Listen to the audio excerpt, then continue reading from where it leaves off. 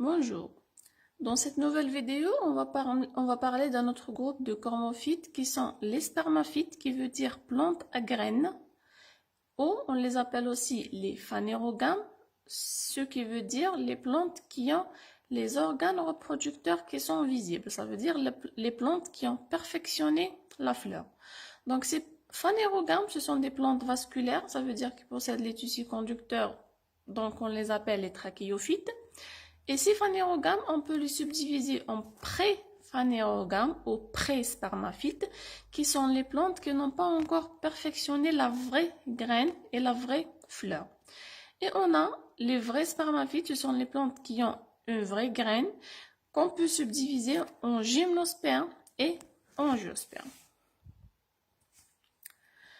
Donc ici, dans ce schéma-là, c'est un schéma qui montre la relation qui existe entre les générations chez les cormophytes au fur et à mesure de l'évolution des végétaux.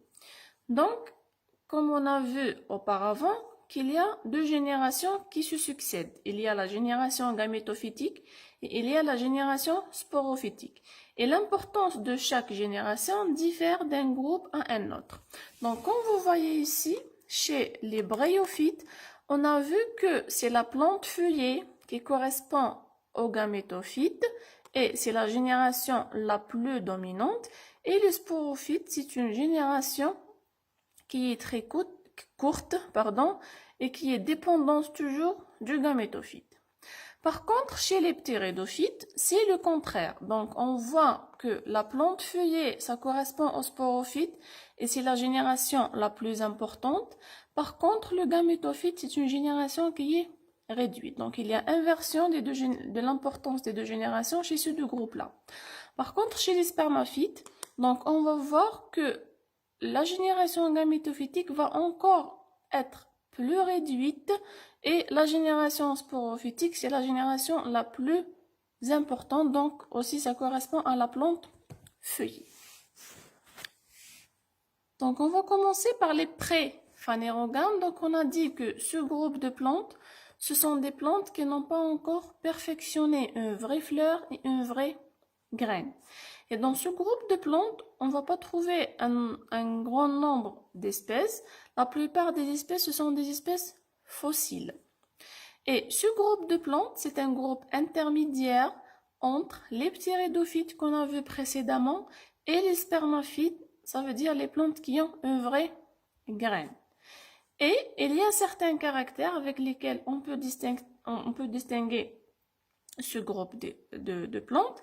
Et parmi ces caractères, donc on va trouver que ce groupe-là, c'est un groupe qui a perfectionné l'ovule. Donc auparavant, on n'a jamais parlé d'ovule, donc on parlait de l'élément de dissémination qui est une spore. Donc chez les préphanérogames, l'élément de dissémination, c'est pas une spore, mais c'est un ovule. Donc on va parler d'un nouvel organe de dissémination chez ce groupe de plantes. Mais c'est un groupe qui n'a pas encore développé une vraie graine. Donc, ça c'est le premier caractère. Un autre caractère, donc le gamétophyte femelle, il est protégé par un tégument, donc c'est une endoprotalie. On va voir après c'est quoi. Et l'ovule, les réserves des ovules, ce sont des réserves qui sont faites avant la fécondation. Donc, avant la fécondation, l'ovule a fait déjà ses réserves. Le gamète mâle, il est toujours mobile, donc c'est un gamète qui est toujours cilié, qui possède des flagelles, qui a la capacité de se mouvoir. Donc, on va trouver aussi un appareil floral qui est archaïque. On a dit qu'il n'y a pas une vraie fleur chez ce groupe de plantes. Et morphologiquement, un ovule fécondé est exactement identique à un ovule non fécondé. Et la fécondation se fait toujours en milieu liquide, donc les entérozoïdes ou les gamètes mâles sont toujours des gamètes ciliés et qui descendent par gravité.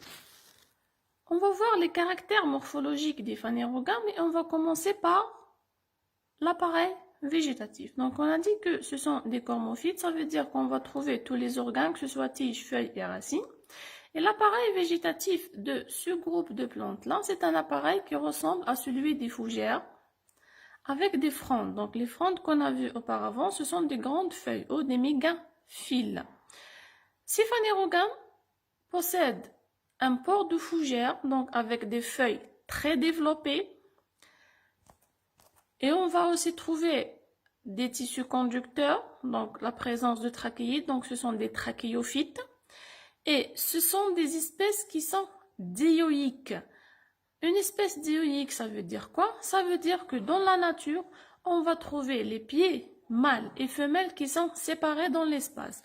Ça veut dire qu'un pied mâle ne possède uniquement les organes de reproduction mâles, on ne trouve jamais les organes femelles, et un pied femelle dans lequel on va trouver uniquement les organes reproducteurs femelles et on ne trouve jamais d'organes reproducteurs mâles. Donc les pieds sont séparés dans l'espace. Et la ramification de l'appareil végétatif de ce groupe de plantes, c'est une ramification qui est souvent dichotomique. Donc on va voir la diversité qui existe entre les différents groupes. Donc chez les cycas, donc c'est un groupe d'espèces qui appartiennent aux phanérogames. Les feuilles chez les cycas, ce sont des feuilles qui rappellent la fronde des fougères.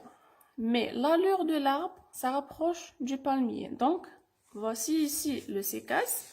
Donc la feuille, ça ressemble à une fronde de ptéridophyte, mais si on voit l'arbre, ça ressemble à un palmier. Par contre, chez les ginkgophytes, on va parler de véritables feuilles qui sont disposées tout au long des rameaux. Donc ici, ce sont aussi les feuilles végétatives des cycas. Donc ça rappelle la feuille de félicophyte.